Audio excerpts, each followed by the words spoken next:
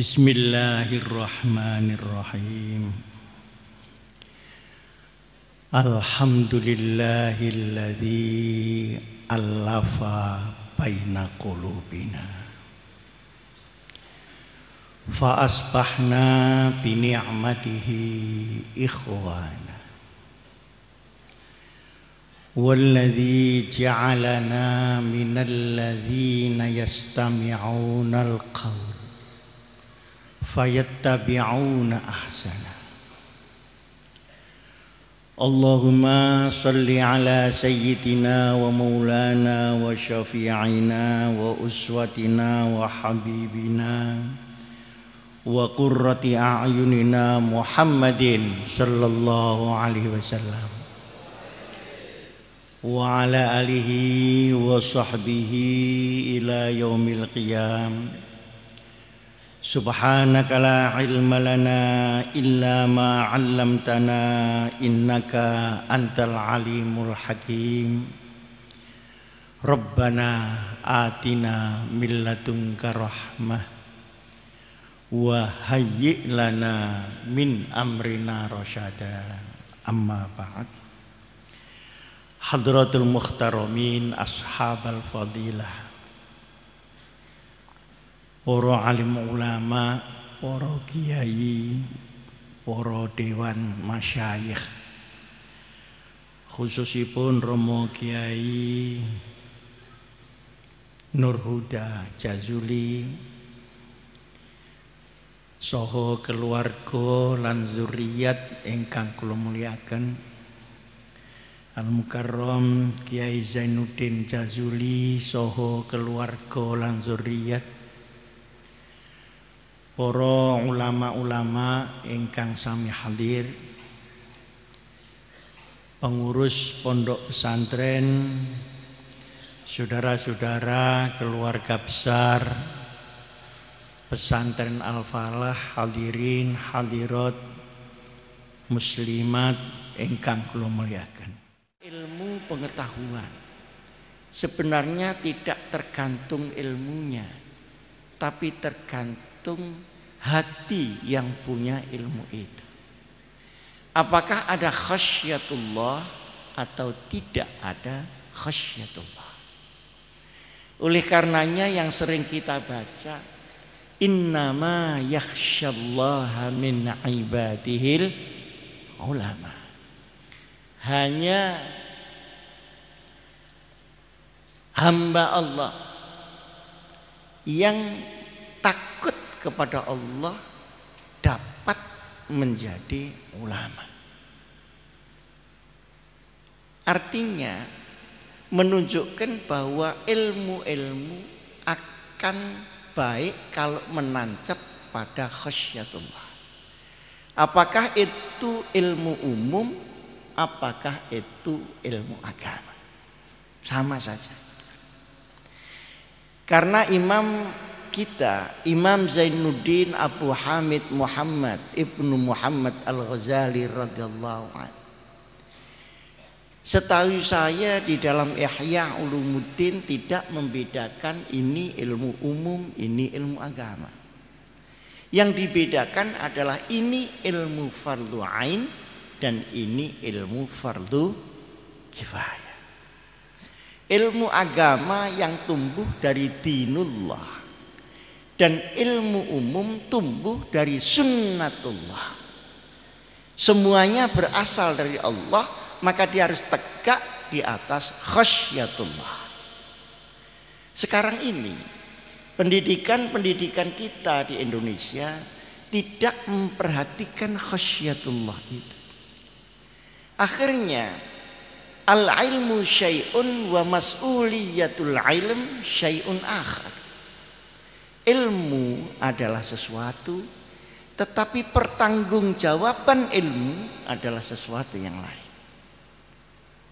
Para hadirin hadirat, kalau kita nitik dumateng dawuh-dawuh para ulama salaf terdahulu, ilmu-ilmu yang nancep pada khasyatullah akan menjadi ilmu yang manfaat. Allahumma amin. Ilmu yang nancep pada hati yang kosong dia akan menjadi ilmu yang mulgha. Jelek tidak, baik tidak terasa. Tetapi ilmu yang nancep pada hati yang rusak, penuh dengan maksiat, maka ilmu akan berubah menjadi penyakit yang menyakitkan dirinya dan menyakitkan orang yang lain. Konsep ini harus kita pegang benar-benar. Hari ini ilmu-ilmu anak-anak yang dibentuk dari pendidikan di Indonesia ini mboten ngangge akhlakul karimah. Cukup transfer ilmu pengetahuan saja. Akhirnya ilmu yang manfaat ini sulit dicari sekarang. Karena kehilangan khasyatullah. Banyak orang juga sekarang punya ilmu tapi tidak terasa manfaatnya. Apa ilmu itu? Akhirnya ilmu itu mulgha. Dia profesor, dia doktor, tapi gunanya di mana? Itu tidak terasa. Nah, ilmu-ilmu yang begini kalau hatinya sedang goncang, maka ilmu itu akan lepas dari dirinya. Kalau gadah konco, doktor niku paling dhuwur pun dhuwure malih kopiah. Pinter tapi nek ning sekolahan mulih disentak bojone iku iso goblok dadak. Iso lola kaya wong ora tahu sekolah. Artinya apa? Bahwa apa yang di otak orang ketika hatinya goncang maka dia bisa terbang. Nah, hari ini kita menyaksikan juga ilmu-ilmu yang mancepnya itu di hati yang tidak baik, maka justru ilmunya menjadi penyakit. Para hadirin hadirat yang saya muliakan, oleh karenanya mudah-mudahan para alumni santri di pelosok ini semua ilmunya, baik yang ilmu agama maupun ilmu umum, diberi kemanfaatan oleh Allah Subhanahu wa taala. Saya sendiri pun termasuk orang yang mengagumi di pelosok ini. Buktinya ada salah satu lulusan pelosok yang kemudian masuk Ma'had Ali di Malang dan sekarang saya ajak ke Jakarta untuk mendirikan pesantren ini.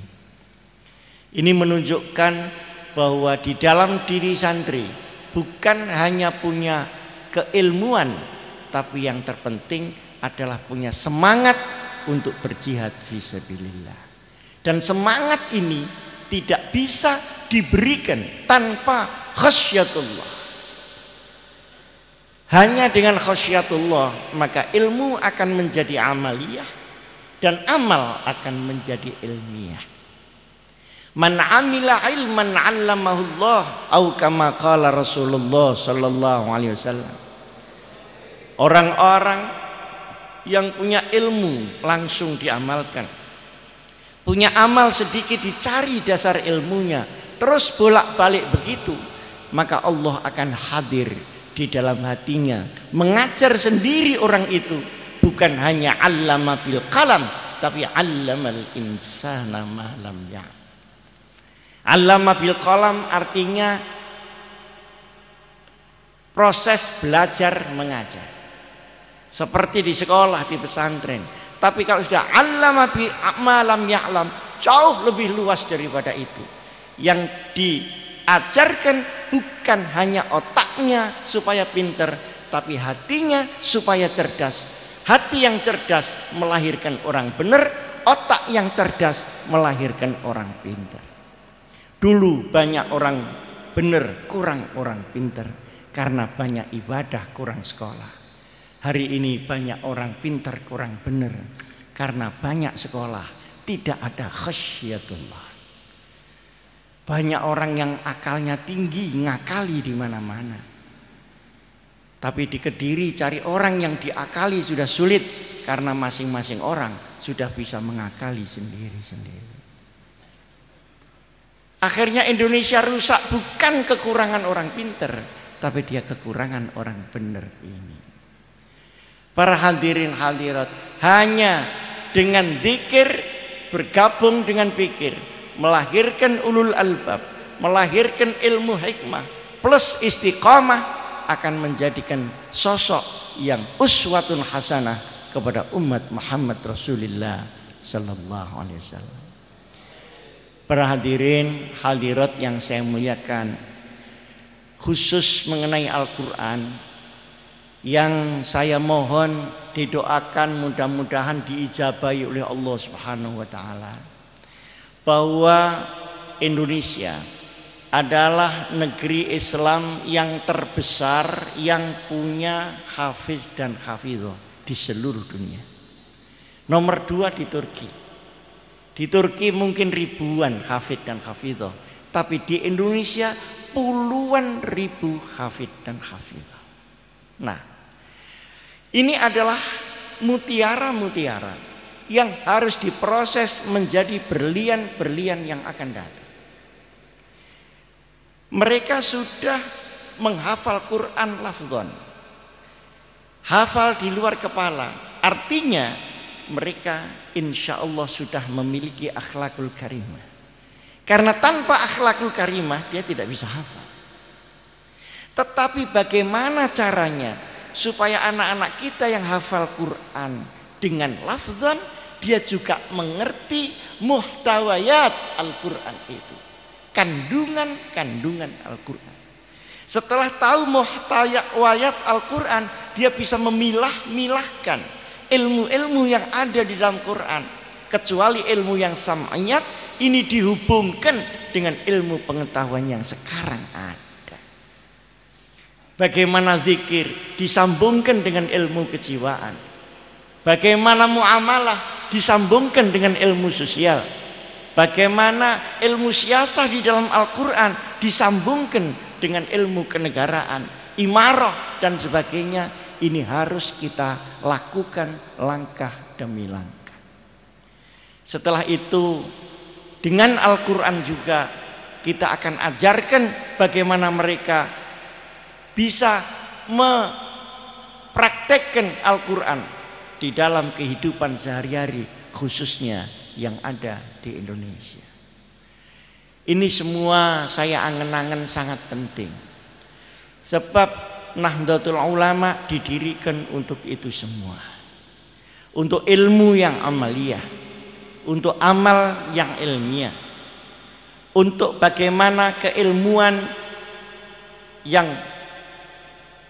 pengetahuan dia turun menjadi keilmuan yang dirasakan, diamalkan dan berubah menjadi akhlak syariat Nabi besar Muhammad sallallahu alaihi wasallam.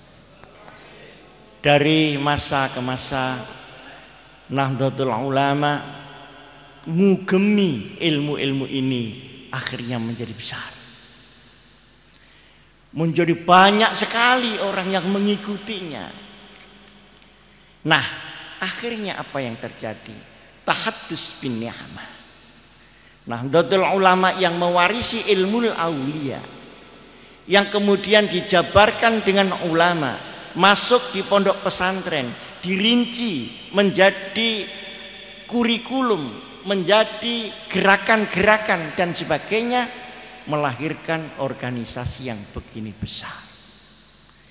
Para bapak, saya ingin menyampaikan kepada para hadirin hadirat bahwa Nahdlatul Ulama bukan hanya organisasi besar di Indonesia, tetapi organisasi Islam yang terbesar di seluruh dunia. Para hadirin hadirat yang saya muliakan, saya ingin menerangkan di sini secara singkat tapi terang. Pertama kali, Nahdlatul Ulama bukan organisasi politik. Dia tidak boleh menjadi organisasi politik. Karena kalau NU menjadi organisasi politik, dia harus bersaing dengan kelompok yang lain, sehingga dia tidak bisa mengembangkan Islam yang rahmatan lil alamin. Tetapi Tidak ada orang di sebuah negara, tidak ada golongan sebesar NU yang tidak memerlukan perlindungan politik terhadap gerakan agamanya. Tidak ada. Jadi kita bukan organisasi politik, tapi kita memerlukan perlindungan politik. Untuk apa? Pertama, untuk menjaga supaya undang-undang di sebuah negara tidak bertabrakan dengan syariat Nabi besar Muhammad sallallahu alaihi wasallam.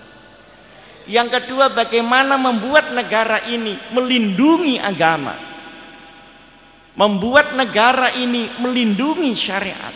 Aksesnya adalah melewati politik. Kemudian bagaimana supaya budget keuangan negara dibagi rata kepada umat yang besar, termasuk kepada Nahdlatul Ulama. Itu juga proses kenegaraan. Kita tidak berada pada tempat itu, tapi kita harus punya orang yang berada di sana. Tadi Al-Mukarram Kiai sudah menyampaikan, ada ajaran yang mengharamkan tahlil begini. Itu dari dulu sudah ada. Muhammadiyah pun dulu seperti itu. Tapi lama-lama banyak Muhammadiyah malah ikut tahlilan. Di Surabaya ada perlombaan sholawat badar. Lu yang menang kok malah grup Muhammadiyah. Kenapa? Karena musiknya bagus, bahasa sholawatnya bagus. Lah yang Ansor itu sarungan gak sabuan, dan insya Allah gak katoan. Sholawatnya ndak enak, sholatul lali ada leknya. Akhirnya kalah. Artinya apa? Ini guyonan, tapi menunjukkan bahwa kedekatan NU Muhammadiyah itu kelihatan. Datang kemudian yang baru yang menyerang amal fadail Nahdlatul Ulama. Tapi ini masih belum seberapa daripada yang liberal, yang diserang bukan hanya amal fadail, tapi manhaj, syariat, bahkan akidahnya itu terserang masuk baik kepada Nahdlatul Ulama maupun kepada luar Nahdlatul Ulama. Dan ini bukan dari luar, ini sudah masuk di dalam Nahdlatul. Maka diperlukan sekarang para ulama-ulama kita untuk bersatu kembali, untuk berkumpul kembali, menyelamatkan ahli sunnah itu bukan hanya pada amal fadailnya, tapi manhajan wa syari'atan wa aqidatan. Saya mengatakan begini, di Indonesia ini setelah reformasi banyak pil. Ada pil kades, ada pilkada, mulai pil wali, pilkub, pilbub, pilpres, pileg. Nah, ketika terjadi pil-pil ini, maka orang ini diaduk-aduk. Nah, ketika terjadi pengadukan ini, terjadi masuk orang-orang yang memang sengaja pelan-pelan menjauhkan. Kenapa? Karena yang paling ditakuti di dalam Nahdlatul Ulama adalah kesetiaan umat ini kepada ulamanya, dan itu memang sengaja akan dipotong. Bagaimana cara memotongnya? Melalui kefakiran daripada umat kita, dan yang kedua mungkin ketidakfahaman, ketulusan, keikhlasan dari para ulama sering disalahgunakan, seakan-akan setiap tamu itu ahlul khair, padahal harus dibedakan apa maunya. Ini semuanya kita harus menggunakan muraqabah. Kalau tidak, maka pelan-pelan akan jauh. Kita Nahdlatul Ulama sudah menetapkan langkah khittah Nahdlatul Ulama. Sekarang ini khittah sering disalahpahami, sering disalahartikan, dan oleh orang luar sering disalahgunakan untuk kepentingan di luar NU, bukan untuk kepentingan jamaah Nahdlatul Ulama. Saya ingin menyampaikan pokok-pokok pikiran ini untuk direnungkan. Sebenarnya khittah Nahdlatul Ulama dirumuskan pada tahun 1983. Ketika itu masih ada Khatibus Syekh Kiai Haji Ahmad Siddiq, masih ada Al-Maghfurlah Kiai Haji As'ad Samsul Arifin.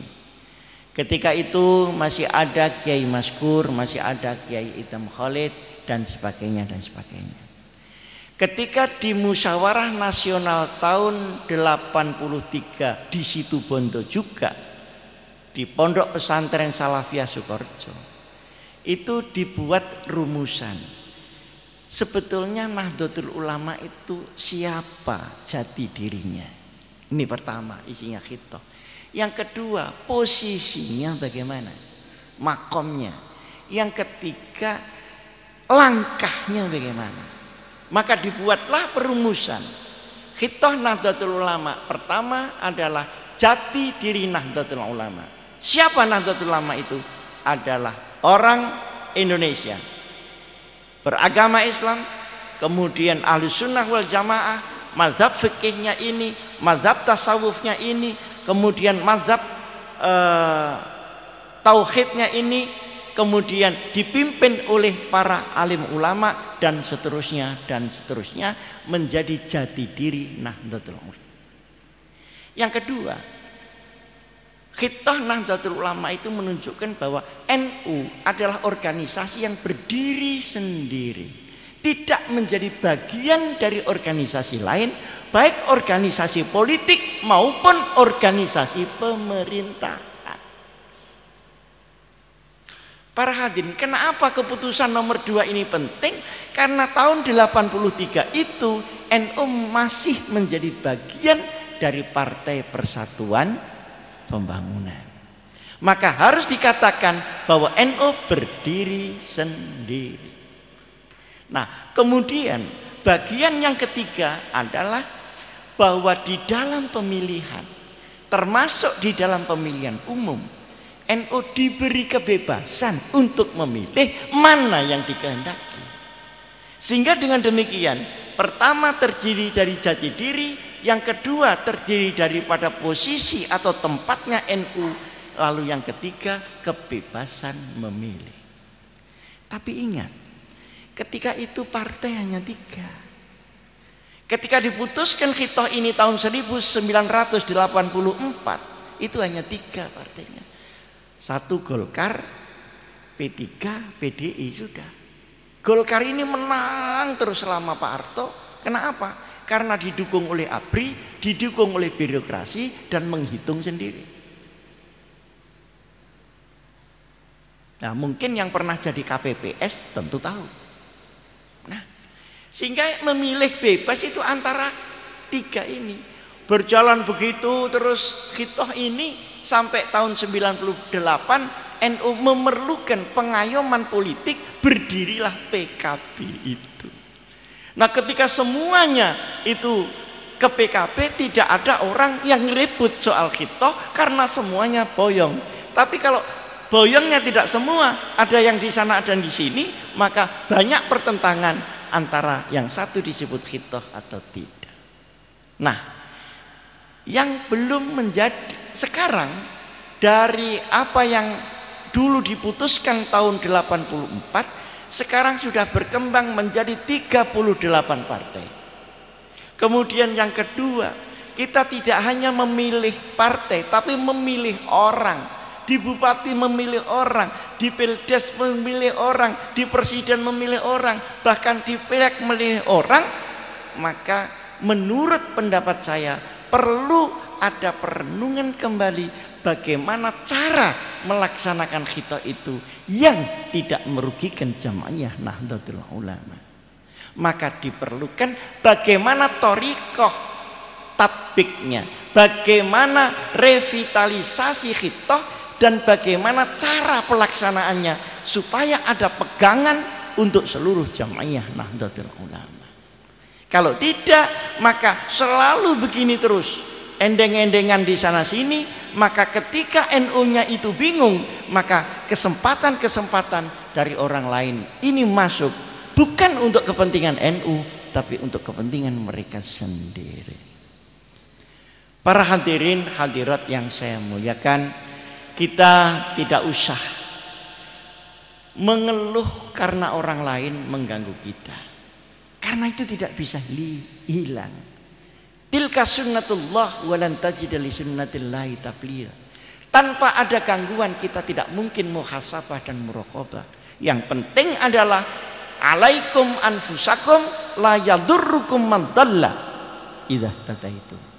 Mari kita beresi rumah tangga kita. Para hadirin hadirat, apa yang dilakukan oleh pengurus besar Nahdlatul Ulama sekarang mengumpulkan anak-anak kita di seluruh dunia sebenarnya didahului oleh Komite Hijaz yang dulu sudah dilakukan oleh Al-Maghfurlah Kiai Haji Wahab Hasbullah. Kalau NU ke luar negeri itu menawarkan konsep NU ke dunia, bukan mengambil gerakan dunia itu kemudian dibawa ke Indonesia. Ini bedanya antara NU yang ke luar negeri dan ekstremis luar negeri yang masuk di Indonesia, kemudian terjadi teror di mana-mana. Hadirin hadirat yang saya muliakan, hari ini umat kita sedang du'afa dan masakin. Bukan hanya umat NU, tapi hampir mayoritas umat di Indonesia, mereka sedang hidup pas-pasan atau di bawah itu. Perlu perlindungan, perlu uswatun hasanah, supaya mereka tidak kabur di bawah orang, tapi tetap di bawah pengayoman para alim ulama kita. Hari ini para alim ulama kita dikatakan bahwa sudah putus dengan umatnya, seakan-akan umat ini sudah yafirruna minal ulama. Bahkan ada yang tega mengatakan bahwa al ulama sudah yafirruna min ulumihim. Semuanya itu tidak usah menjadi hati kita menjadi kecil, tetapi kita perbaiki satu persatu dan sebagainya dan sebagainya. Saya kira ini saja yang saya sampaikan kepada hadratul muhtaramin para alim ulama.